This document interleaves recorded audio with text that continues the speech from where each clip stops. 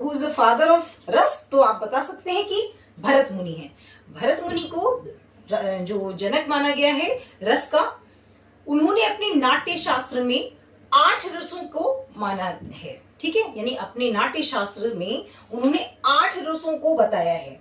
अभी वर्तमान समय में 11 रस हैं, लेकिन अब जब यहाँ पे भी देखिए प्रश्न बन रहा है कि भरत मुनि का शास्त्र कौन सा है, तो भरत मुनि ने कौन सी रचना लिखी है, नाट्य शास्त्र में बताया है। रसों के का वर्णन किसमें है, नाट्य शास्त्र में है। उसमें कितनी रस बताए हैं, 8 रसों को बताया है। ठीक, यहां तक आपको आई थिंक समझ में आ गया होगा। और यहां से देखिए, यहां से भी प्रश्न बनेगा कि रस का जनक किसे माना जाता है, या फिर भरत मुनि ने अपने नाट्य शास्त्र में कितने रसों को बताया है। तो जब आपसे ये पूछा जाए भरत मुनि ने कितने रसों को बताया, तो सिर्फ 8।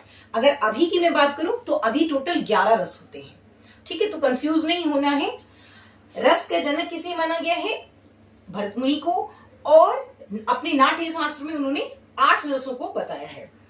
अगर मैं हिंदी साहित्य की बात करूं, हिंदी की बात करूं, तो उसमें 9 रस होते हैं। 9 रस होते हैं, जिसके कारण उसको नवरस कहा जाता है। ठीक है, तो अब देखिए यहाँ पे 2-3 प्रश्न आपको एक साथ बन रहे हैं। मैं थोड़ा सा ऊपर का मिटा रही हूं आपको समझाने के लिए। देखिए नीचे क्या लिखा है, रस के जनक भरत मुनि है, उन्होंने अपने नाट्य शास्त्र में 8 रसों को माना है।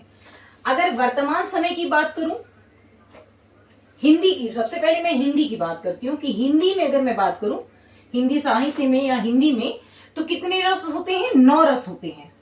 9 रस होते हैं, जिसके कारण उसको नवरस भी कहा जाता है। ठीक, तो आपको समझ में आ गया कि अगर भरत मुनि करके दिया हुआ है कि भरत मुनि ने अपने नाट्य शास्त्र में कितने रस बताए हैं, तो आपको हमेशा 8 ही बताने हैं।